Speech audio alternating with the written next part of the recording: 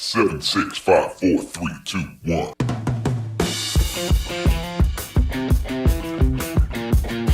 Hi, and welcome to the Marketing Essentials podcast. Our unique team helps small businesses grow by providing essential marketing expertise. Hello and welcome to the Marketing Essentials podcast. My name is Bill Parmentier, owner of w.Parmentier Photography. I'm Justin Kerr, owner of Justin Kerr Design. And I'm Alicia Piazza with Custom Marketing Solutions.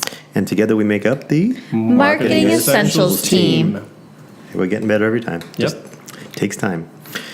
So, having said that, today's topic, and of course it's going to take me a second to pull this back up on this screen. Drum roll, please. is how much should I pay for a video shoot?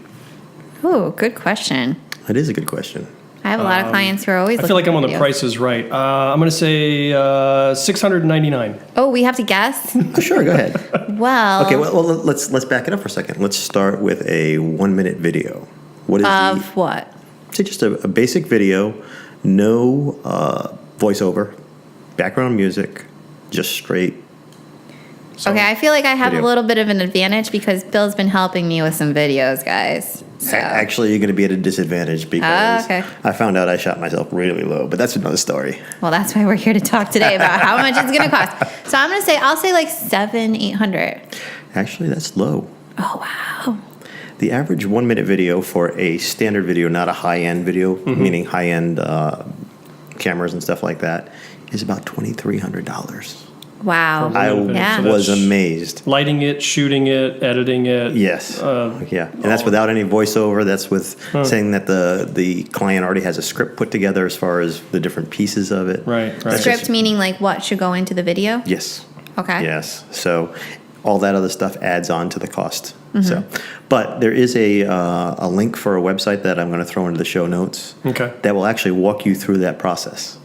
I don't know if you guys. I sent it to you guys the other day. But walk you through the process of how much to expect it would cost for a 1 minute. Well, you can actually do anywhere from a 1-minute video up to a 60-minute video. So it's like an online calculator? Yeah. Oh, that's cool. cool. It's actually pretty cool. I think I sent you guys the links yesterday, but it's pretty cool nonetheless. It's through Veed.com or something like that. I forget the exact name of it, but Okay. But it's basically, it says how much does it cost to make a video. And it'll ask you how long the video is going to be. Do you have a script set for it? Do you need models? Actors? Do you need so on and so forth? Very and cool. It's a very cool tool. I think there's like 10 questions total, and at the end it tells you what the average cost of that style video. Now, would I be. assume you ran a couple of scenarios to see I did. your pricing compared to. Yeah, and I'm not going to give away too much, but let's just say I'm quite a bit below what. Okay. Well, now is the pricing? Is it a national average? That's a national average. Yeah, okay. it's a national average. So, because obviously, if you were in the, the Rhode Island market, that pricing is going to be different from, say, the New York New York City market or the Boston market, or. Yeah, I would say we'd be probably in the middle area as far as that. Okay. Whereas, you go to New York, that'd be the high end. Los Angeles, the high end. Right. Down south, it'd probably be considerably less. So this tool is a national average, though? Yes. Yeah. Oh, okay. At least I believe so. It doesn't really say in the tool, but I'm guessing that it's a national average. I'd be really excited to check that tool out and share it with my clients if you think it's something they could use, because I think every business knows now that they need some type of video, but they think that it's just, take out the iPhone, kind of take a 2-minute video and then you're done, and it's not. Well, I mean, honestly, for some social media, that's fairly acceptable, isn't it, Yeah. to do an iPhone Sometimes. video? I guess, the thing is, Bill was showing me that a lot of these videos that look like they're just quick and, one and done, there's a lot of background work, behind the scenes stuff going on that we're not aware of, that somebody who doesn't have that eye just doesn't. Yeah, they work. A good videographer is going to work hard to make it look effortless. All right. Make it look. So the ones that are really just somebody propping an iPhone up against their desk really Usually not look very like somebody just propped an iPhone up against their desk. Okay, so I wanted to talk today in regards to what goes into the cost of this. There's 5 different areas, that affect the cost of a video. So first off, which is the thing that most people don't really think about, is the cost of the tools that are used to do the videography. Your average Joe who just picks up an iPhone goes, oh yeah, all I need is my iPhone. Well, yeah, there's a lot more. Like we said a minute ago, some of the stuff that goes into making a video look good is the stuff you don't think about. Tripod. A decent tripod is going to run you from anywhere from $20 to $300. And now, for the uninitiated, a tripod is just a way to stabilize the camera. Correct. So you don't have that shaky cam effect. Yes, Right. yes. And then you're talking a video camera. Now, depending on what type of video camera they're using, again, you could go with an iPhone, which is, some of the higher end iPhones actually do fairly good video, but Yeah. you're still talking almost $1,000 for an iPhone. Right. And you just bought a device to take video that does all these other things. So if you Yeah. really just want something to take video, you're probably better off buying a dedicated device. Agreed. Right? And obviously there's drawbacks to using the lower end. I would put iPhone on the real low end as far as video. I wouldn't suggest it to anybody, but you can get away with it. Okay.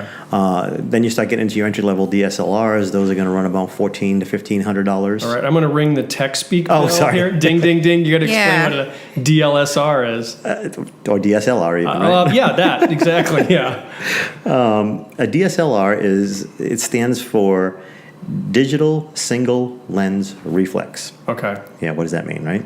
Well, I'm assuming that's like a real camera with a camera body and lenses you can lens. remove. Yeah. Yes, basically it's what we remember as the old 35 millimeters. It's just a digital version. So it's not a point and shoot camera. It's No. with a fixed lens. It's one you can actually put different lenses on it. And okay. Now there are some point and shoots that are being used nowadays for video that aren't bad, but Sony just came out with a point and shoot that does pretty good videos for like vlogs and actually social media type stuff. Okay. But you're still looking at $1,500. Yeah. So, Yeah, that's So an now, investment. what are some of the advantages of the DSLR? LR. If I get it right, what over say a iPhone or a point and shoot camera? Well, with a point and shoot or an iPhone, you've got basically what you have as far as let me back this up for a second. With an iPhone, it's very limited. You have a small sensor. Yeah. So the smaller the sensor, the less you can go back and crop and play around with it and do actual editing afterwards. Okay. So it makes it a little bit more difficult. That's why going up into a DSLR or even a professional Canon or Blackmagic style video camera, which now you're talking in the tens of thousands of dollars. Yeah, that's more than likely going to be out of the range of, Correct. the people that we're talking to, which are small business owners. But an entry level I'm going to screw this up. DSLR. Yeah. But an entry level one of those, what would that run somebody? An entry level without the lens, probably around $900 to $1,200, and then you took it if you want to get a decent lens, Right.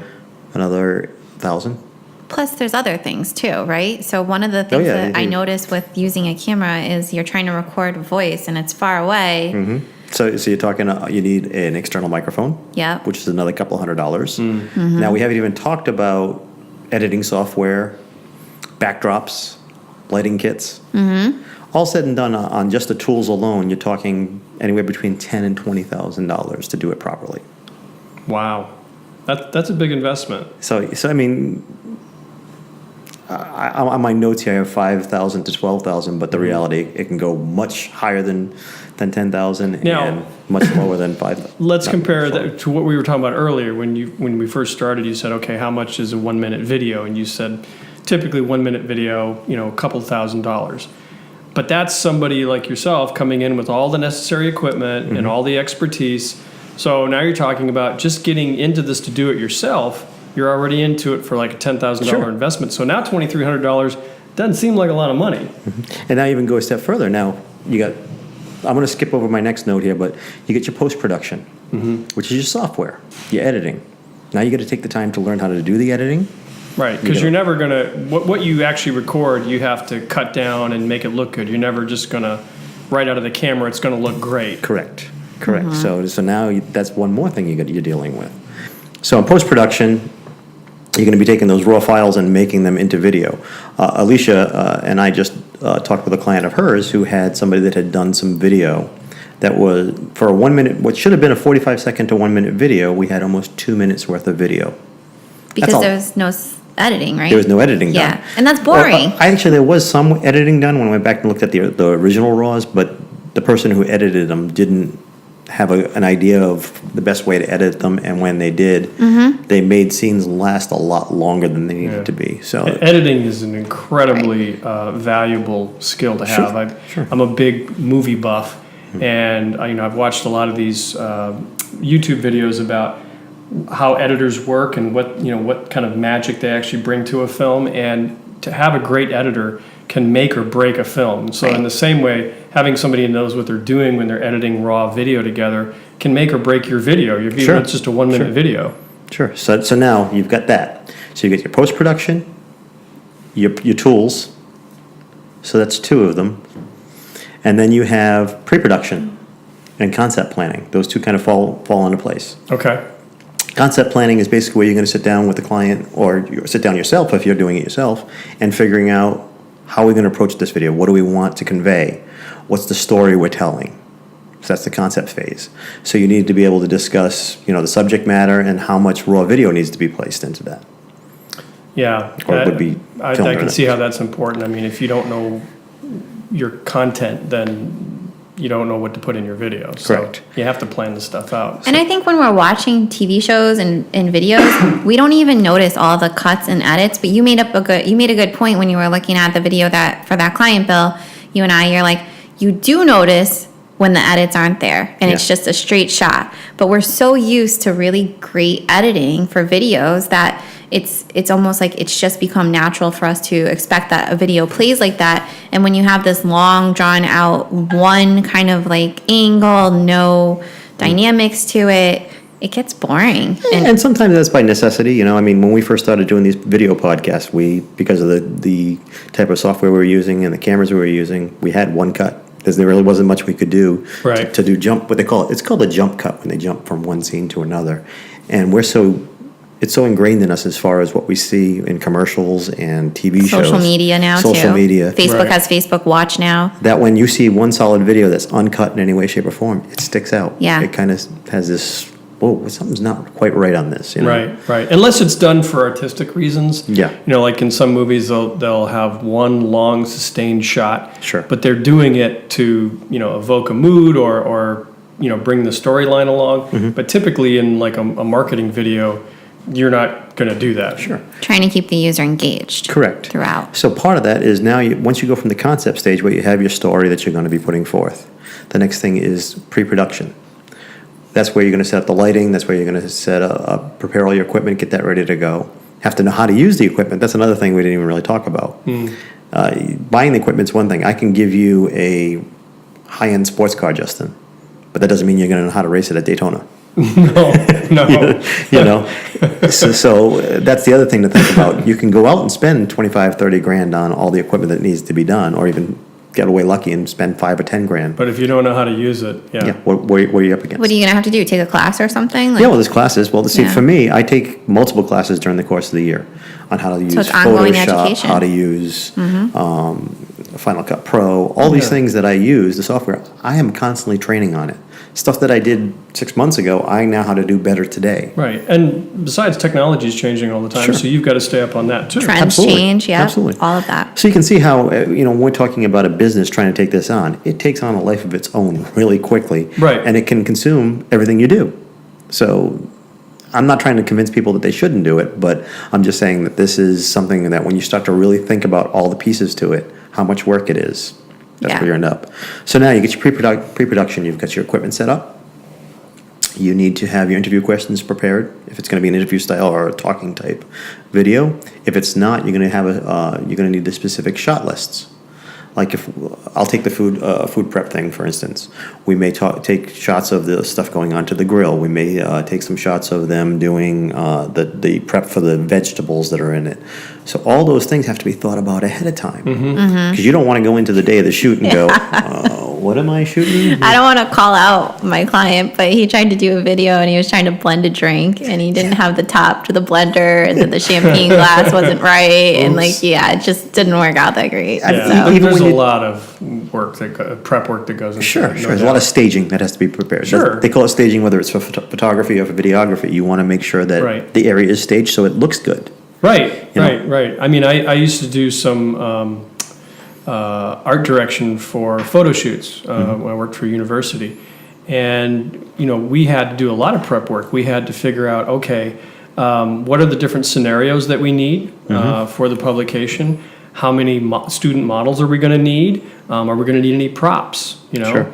We had to get that all taken care of ahead of time so that when we actually showed up on the day to shoot, we weren't trying to figure it out on the fly. Exactly. We were ready to go because everyone's time is precious. And props cost money too. Sure. Right. Yeah. So Yeah, you need props. You're taking people away from their day, even if it's not somebody that's a professional actor. They're still probably, even if you're using an owner in the video Right. or something, you're taking away from their time, and their time is valuable. So the more prepared you can be ahead of time going into a video, the better off you are.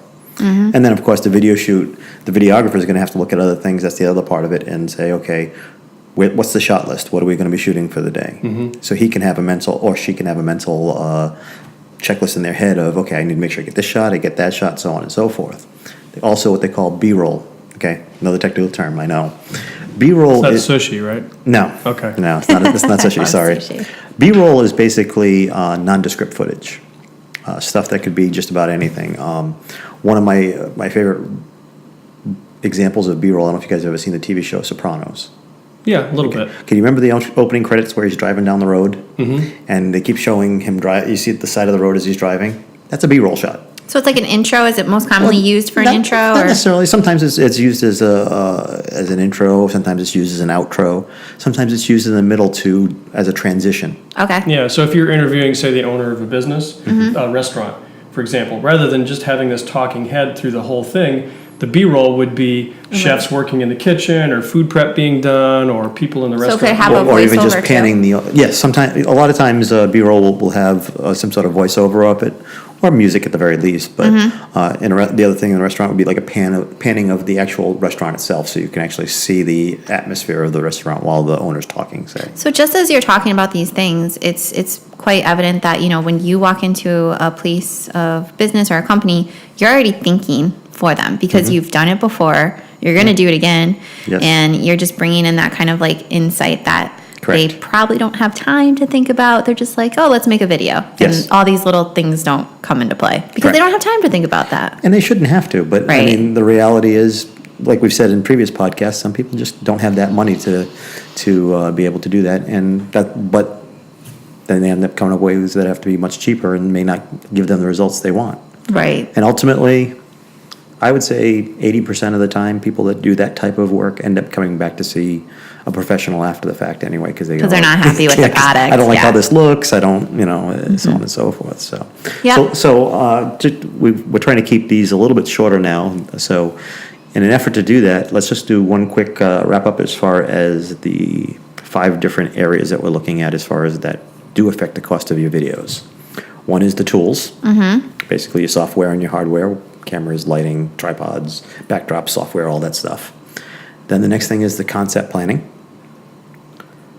Third thing is pre-production, getting ready for, let me go back. Concept planning is the approach to how you're going to, what the video is going to be about, basically putting together your storyline. Okay.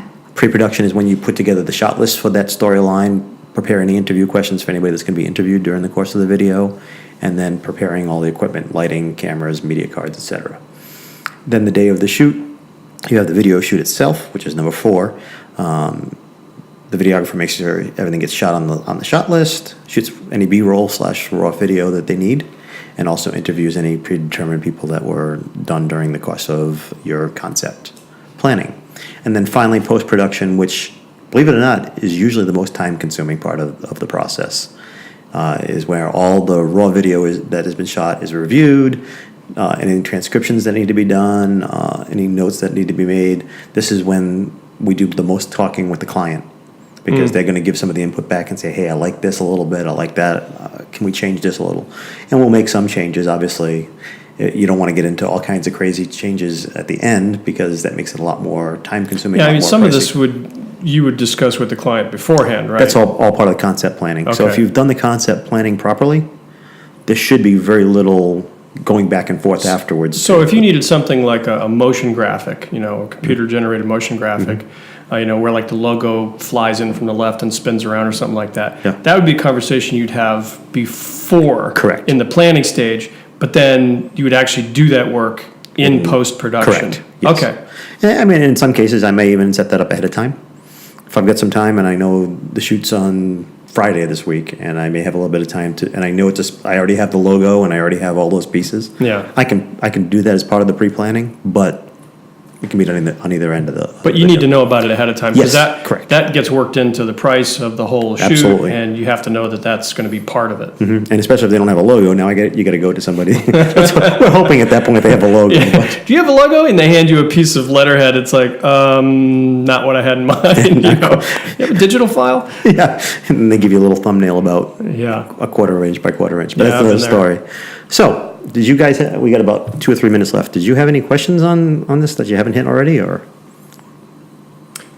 No, I mean, I think the step by step is that you've gone over is pretty comprehensive. Now, I guess we can include this in the show notes as well. So if somebody wants to reference these, all these different parts of what it takes to set up and produce a video shoot, I think that'd be helpful for them to have. Absolutely, I can throw my notes that I spoke from right into the show notes. That's fine. Especially that calculator would be cool Yeah, to see. it's actually the link for it's also in my notes. And so. that calculator is if they want to work with a professional, correct?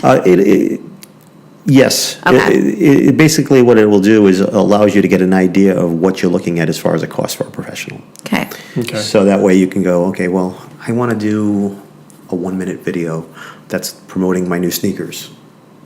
You start putting all the information in, Right. and it'll tell you what to expect. You know the interesting part of it, just one quick side note? Yeah. The very last question asks you if you want they don't use the word mediocre, but they use a good enough video versus a high-end video.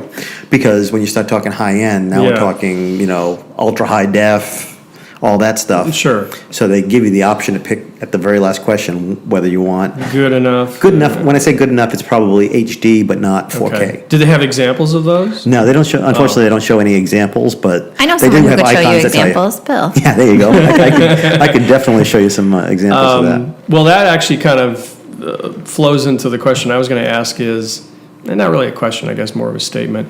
Like anything, you get what you pay for. Sure. So if you lead with price and you say, well, I just want to get this cheap, then you're going to wind up with a product that reflects Sure. that. And so when you sit down with a client, how do you get them to understand that what you're going to be doing for them has a certain value and be able to show them that value? Like, how do you walk them through that? Well, a prime example of it is, if at all possible, I try to look at previous examples of what they've done. Okay. Not to bash it, but just to say, okay, here's where you can improve upon that. And usually when you can say, well, I can improve upon this by doing X, Y, and Z and showing them as examples of how you can improve upon it, a lot of times that's a good way to justify the cost. The other ways is just to say, lay out a lot of what we talked about today. Do clients care whether I've spent $15,000 on a camera?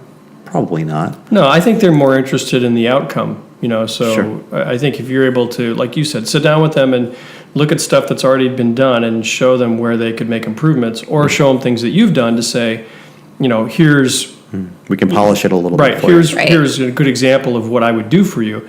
I think that probably speaks the loudest, and because you're right, they're not going to care about how much you spend on your equipment. I mean, when you I was almost going to say when you go to the barber, but never mind. Yeah, it's a lost cause. Alicia, when Alicia goes to the hairdresser. When you go to the salon, do you really care how much they spent on their equipment?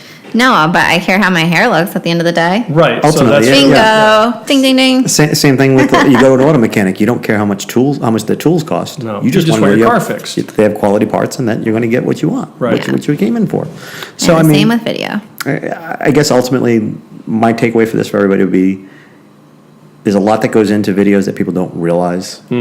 And once you sit down and actually start to count the cost, you realize it's a lot cheaper to hire a professional than it is to go at your own and try to learn all that on your own. Right. So, Yeah. But if you're, video, like especially we've talked before on previous podcasts, video is really, really hot right now, especially on social media. Oh, yeah. It's a very hot marketing tool.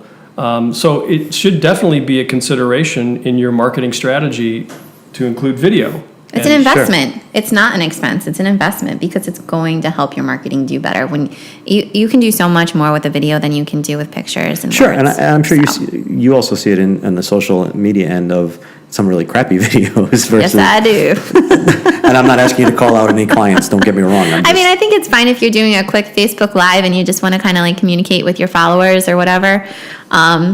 But for professional, like showcasing your business and letting people know what you do, you need Right. a professional video. And it can definitely give you a competitive advantage. I mean, if you're a real estate agent and by putting together a really nice looking promotional video, you're able to sell 2 or 3 more houses every month. Sure. Now that initial investment for the video, Isn't so much. it seems reasonable. Money in the because- bank. Yeah, Sure. because Yeah. you're getting a return on the investment. So Okay, so we've got our takeaways is hire a professional, right?